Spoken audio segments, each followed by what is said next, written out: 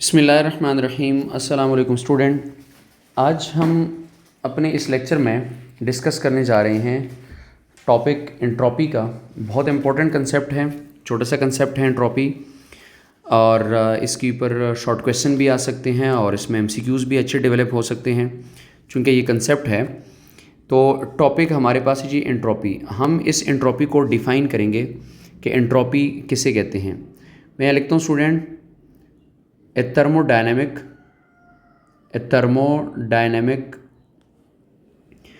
quantity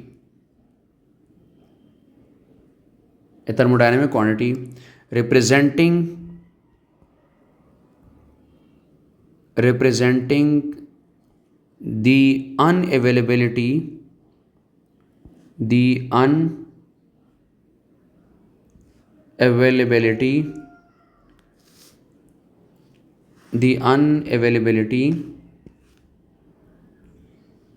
of a system's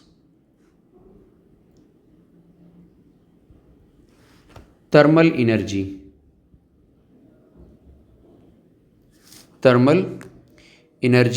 for conversion of mechanical work,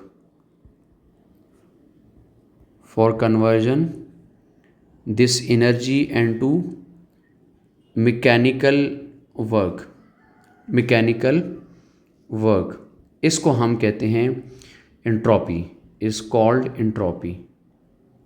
ठीक है, मैं इसको एक्सप्लेन करूँगा student.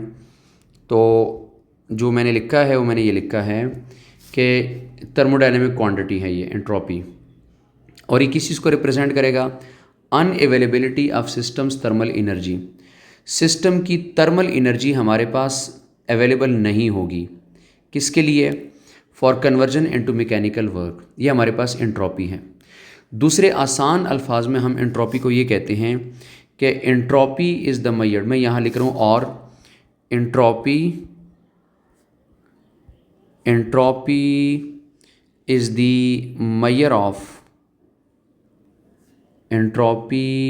The measure of a system's thermal energy.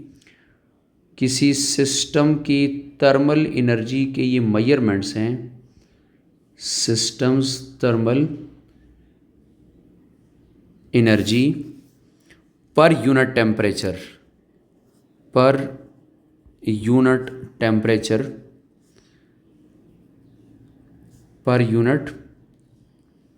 यानी energy, thermal energy per unit temperature that is unavailable. ये energy हमारे पास दस्तयाब नहीं होगी,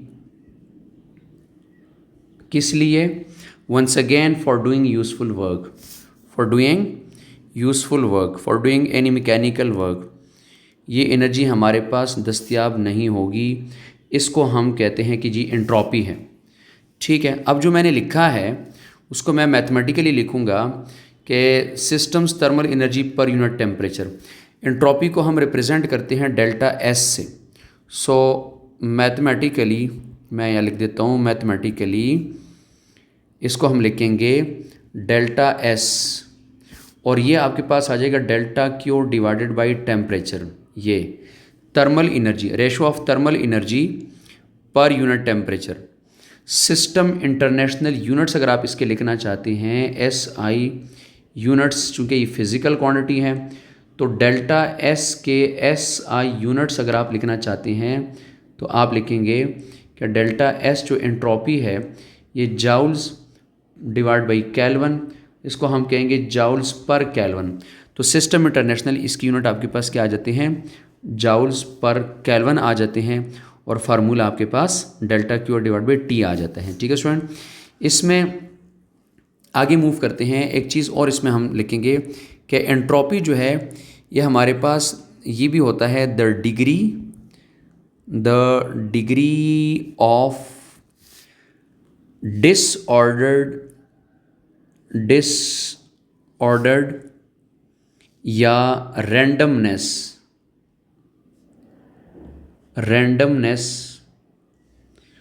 इन अ सिस्टम। किसी भी सिस्टम में जो आपके पास रैंडमनेस आ जाती है उसको हम एंट्रोपी कहते हैं। ठीक है स्टूडेंट। तो एंट्रोपी आपके पास, अगर आप किसी सिस्टम के हीट को इंक्रीज़ करते हैं तो ऑटोमेटिकली आपके पास सिस्टम की एंट्रोपी बढ़ जाती है। मैं एक एग्जांपल से समझाने की कोशिश करता हूँ। यहाँ पे देखिए हमारे पास देखिए एक बॉक्स है। इस बॉक्स के अंदर हमारे पास छोटे छोटे बॉक्स हैं। ये ब्लैक बॉक्स है पहले, यानी पहली लेयर हमारे पास फॉर एग्जांपल ब्लैक बॉक्सेस की एक लेयर आ रही है, ठीक है। और उसके बाद फिर हमारे पास रेड बॉक्सेस की एक लेयर आ जाती है और हमने ये बॉक्सेस ऐसे तरतीब से इसमें प्लेस किए हुए हैं। फिर उसके ऊपर एक और लेयर हमारे पास आ जाती है, वो ग्रीन बॉक्सेस की आ जाती हैं। अब ये आपके पास एक ऑर्डर है, एक तरतीब है, आपने चीज़ें तरतीब से प्लेस की हुई हैं। लेकिन अगर ऐसा कुछ हो जाए कि आपके पास, आपने इस बॉक्स को, इस पूरे कंटेनर को शेक कर दिया, हिला दिया, इसको डिस्टर्ब कर दिया, इसके डिस्टर्ब करने के बाद अब आप देखेंगे कि आपके पास अब जो बॉक्सेस की तरतीब बनेगी वो तरतीब अब उस तरह नहीं होगी। फॉर एग्ज़ाम्पल मिक्स हो गए हैं, यहाँ पर आपके पास ब्लू आ गया, उसके साथ आपके पास एक ब्लैक आ जाएगा और उसके साथ आपके पास फॉर एग्ज़ाम्पल एक रेड आ जाएगा, ठीक है। फिर यहाँ पर आपके पास रेड बॉक्स आ जाएगा और इस तरीके से इसके ऊपर यहाँ पर टॉप पे एक रेड आ जाएगा, उसके नीचे पर आपके पास आसपास आपके पास ब्लैक्स आ जाते हैं, ठीक है। इस तरीके से यहाँ ग्रीन आ जाएंगे, यानी आपके पास ये जो तरतीब है ये डिस्टर्ब हो जाती है, मिक्स हो जाती हैं। तो पहले ये ऑर्डर में थे, अब डिसऑर्डर्ड आ जाते हैं। तो ये जो सिस्टम के अंदर डिसऑर्डर्डनेस या रेंडमनेस आ जाता है, इसको हम नाम दे रहे हैं एंट्रोपी का, ठीक है। तो ये स्टूडेंट आपके पास एंट्रोपी है।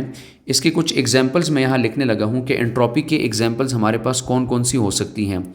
फॉर एग्ज़ाम्पल इसकी पहली एग्जांपल में हम ये लिखते हैं कि मेल्टिंग ऑफ आइस, जब बर्फ़ पिघलेगी ना तो सिस्टम की एनर्जी बढ़ रही है।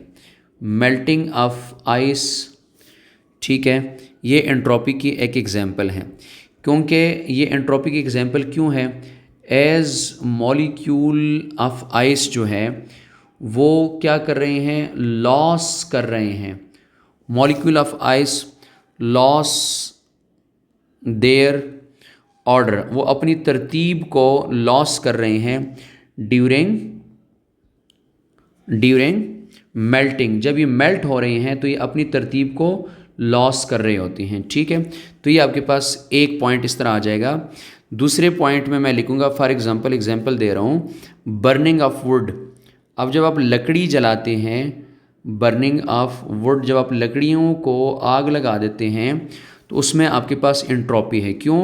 क्योंकि एज वुड जो है ये आपके पास चेंज होता है, कन्वर्ट होता है इनटू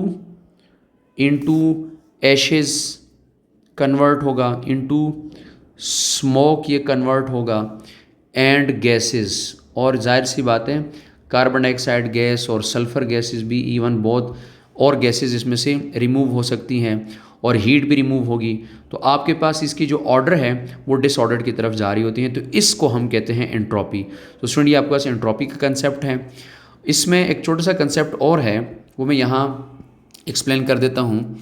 उसको मैं 8.10.1 का जो है वो हेडिंग लगा देता हूँ कि इसमें हमारे पास साइन कन्वेंशन आ जाते हैं। साइन कन्वेंशन कि हम इसमें एंट्रोपी पॉजिटिव कब करेंगे और एंट्रोपी नेगेटिव कब करते हैं। तो एंट्रोपी के लिए हम यहाँ लिख देते हैं जी साइन कन्वेंशंस फॉर एंट्रोपी, ठीक हो गया। अब एंट्रोपी जो है वो हम या तो सिस्टम में एंट्रोपी आएगी या फिर सिस्टम से यानी हीट आएगी, जो है वो डिसऑर्डरनेस आएगी सिस्टम में, या फिर सिस्टम ऑर्डर की तरफ जाता जाएगा। तो सिस्टम आप हीट रिमूव करें या ऐड करें तो उसके लिए साइन कन्वेंशन बहुत ज़रूरी है। मैं 2 पॉइंट्स में यहाँ लिखूँगा कि change in entropy is positive, change in entropy यानी delta S, change in entropy is positive. Entropy में चेंज जो है ये पॉजिटिव है if heat is added to the system, if heat is added to a system. अगर आप किसी system को हीट ऐड करवा देते हैं तो आपके पास एंट्रोपी में चेंज जो है ये पॉजिटिव आपके पास आएगा, ठीक है। और दूसरे साइड पे मैं इसके सेकंड पॉइंट में लिखूँगा, ऑटोमेटिकली आपको बात समझ आ गई होगी कि चेंज इन एंट्रोपी जो है ये हमारे पास will be negative. Change in entropy will be negative अगर हमारे पास सिस्टम से हीट को रिमूव करेंगे। If heat is removed from a system, अगर हम सिस्टम से हीट को रिमूव करवाएंगे तो सिस्टम की एंट्रोपी हमारे पास क्या हो जाएगी, नेगेटिव हो जाएगी। ठीक हो, ये दो आपके पास साइन कन्वेंशन है जो याद रखने हैं। स्टूडेंट इसको एक्सप्लेन करेंगे एक डायग्राम के थ्रू। फॉर एग्जांपल हमारे पास एक सिस्टम है, इस सिस्टम का नाम है ए और इसका टेम्परेचर आपके पास है T1 और इसमें जो एंट्रोपी है वो हमारे पास फॉर एग्जांपल S1 है। ठीक है, जो एंट्रोपी है इसका S1 का नाम दे रहे हैं, हाई टेम्परेचर है इसका।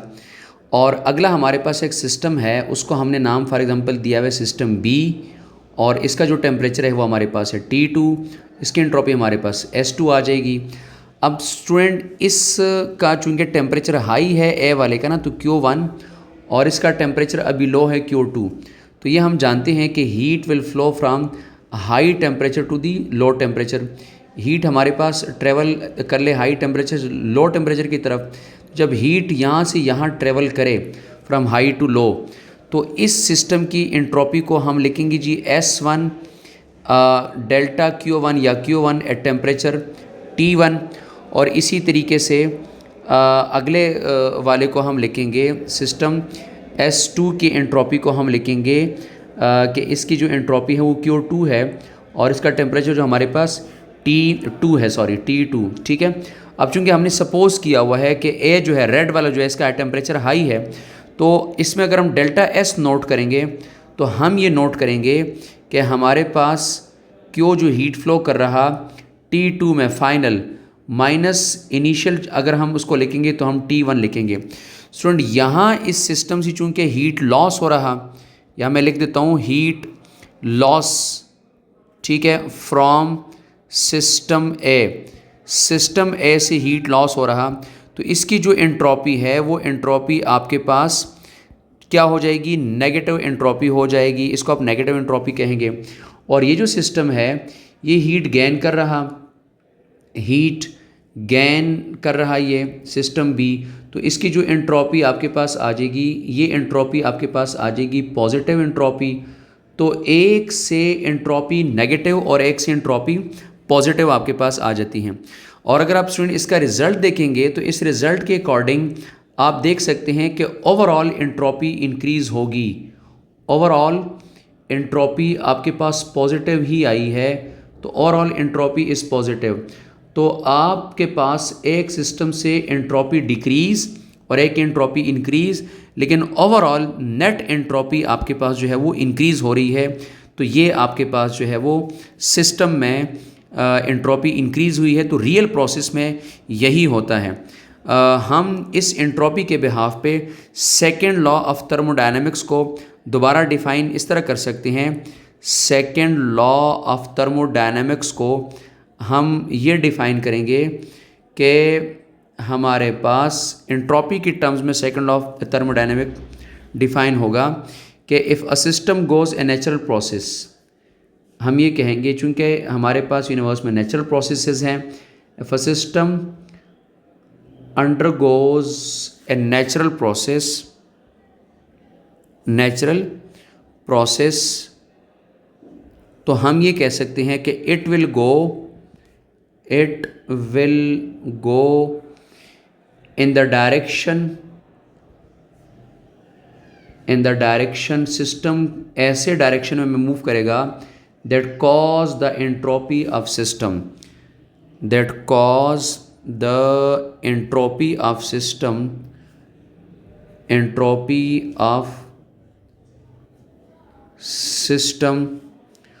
प्लस सराउंडिंग या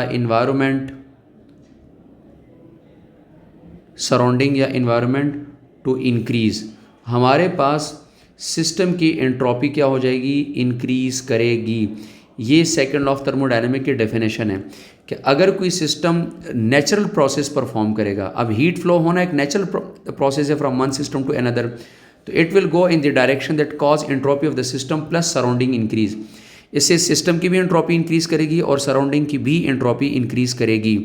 और एंट्रोपी हमारे पास एक चूँकि पार्टिकुलर डायरेक्शन है फॉर टाइम, चूँकि टाइम के साथ साथ एंट्रोपी इंक्रीज कर रही है, तो एंट्रोपी को हम ये भी कह सकते हैं कि ये एरो ऑफ टाइम है। जिस तरह टाइम फॉरवर्ड मूव कर रहा, इस तरह आपके पास एंट्रोपी हमेशा इंक्रीज करेगी सिस्टम की। No such system is available कि जिसके हमारे पास एंट्रोपी डिक्रीज होगी। एंट्रोपी हमेशा एरो ऑफ टाइम की तरह फॉरवर्ड मूव करेगा, तो सिस्टम की और सराउंडिंग की एंट्रोपी इंक्रीज़ होती हैं। इसका मतलब ये है कि हमारे पास जो नेचुरल प्रोसेस है, जो नेचुरल फिनोमेना है, वो मोर डिसऑर्डर्ड फॉर्म की तरफ जा रहे होती हैं। ठीक है, इसमें एक छोटा सा कंसेप्ट एक और डिस्कस करेंगे स्टूडेंट, उसको मैं नाम दे रहा हूँ 8.10.2, जिसको हम कहते हैं एंट्रोपी एंड एनर्जी। अब आपको आइडिया हो गया है एंट्रोपी का, तो अगर आप सिस्टम की एनर्जी को इंक्रीज़ करेंगे तो बेसिकली आप सिस्टम के एंट्रोपी को इंक्रीज़ कर रहे हैं। ठीक है, तो मैं यहाँ पर ये लिख रहा हूँ कि फॉर एग्जांपल हम ये कहेंगे कि in nature only those process are probable for which entropy of the system increase या रिमेन कांस्टेंट। ठीक है, ये जो ऊपर वाली बात लिखी है कि एरो ऑफ टाइम की तरह या एंट्रोपी इंक्रीज हो या फिर एंट्रोपी कांस्टेंट हो। नेगेटिव एंट्रोपी हमारे पास पॉसिबल नहीं है फॉर ऑल रिवर्सिबल प्रोसेस। जितनी भी साइक्लिक प्रोसेस, रिवर्सिबल प्रोसेस हैं जो हमारे पास रिवर्स हो सकते हैं to the initial state, entropy of the system remain constant. ठीक है, एंट्रोपी ऑफ सिस्टम ये हमारे पास क्या है, रिमेन्स कांस्टेंट। एंट्रोपी हमारे पास कांस्टेंट रहती है अगर प्रोसेस रिवर्सिबल हो। अब हम ये भी देख लें कि हमारे पास रिवर्सिबल प्रोसेस बहुत मुश्किल से होते हैं, कुछ स्लो प्रोसेस हमारे पास रिवर्सिबल है, तो उसमें एंट्रोपी आपके पास क्या रहेगी, कांस्टेंट रहेगी। और अगर हम बात करते हैं कि फॉर ऑल इरिवर्सिबल प्रोसेस, तो एंट्रोपी आपके पास इंक्रीज़ नहीं होगी, बल्कि एंट्रोपी आपके पास कांस्टेंट नहीं होगी, इंक्रीज़ करेगी।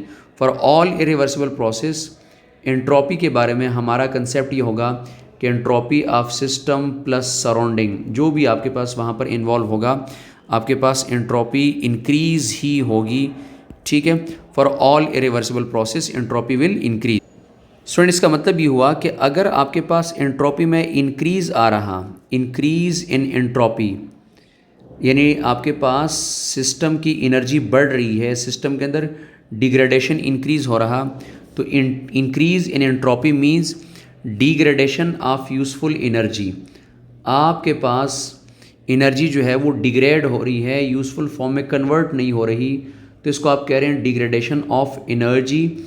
अगर आपके पास एंट्रोपी बढ़ रही होती है तो ये आपके पास डिग्रेडेशन ऑफ एनर्जी है। फॉर एग्जांपल कार इंजन है, वो फ्यूल बर्निंग कर रहा है, तो फ्यूल बर्निंग के साथ साथ वो हीट एनर्जी भी रिलीज़ कर रहा, जो एटमॉस्फेयर को भी डिस्टर्ब कर रहा, और गाड़ी का जो इंजन है वो भी आपके पास हीट हो रहा। तो आपके पास फिर जो एनर्जी है वो आपके पास फिर यूज़फुल वर्क के लिए अवेलेबल नहीं होती। इसी तरीके से कोई भी प्रोसेस है जो नेचुरल और रियल प्रोसेस है, उसमें हीट लॉसेस हो रहे हैं, एनर्जी लॉसेस हो रहे हैं, तो हमारे पास यूनिवर्स की एंट्रोपी जो है वो ऑटोमेटिकली इंक्रीज़ हो रही होती है। इसी टॉपिक के ऊपर स्टूडेंट हमारा हीट एंड थर्मोडायनेमिक्स का चैप्टर एंड होता है। अगले चैप्टर को कंटिन्यू करेंगे अगले लेक्चर में। अल्लाह हाफिज़।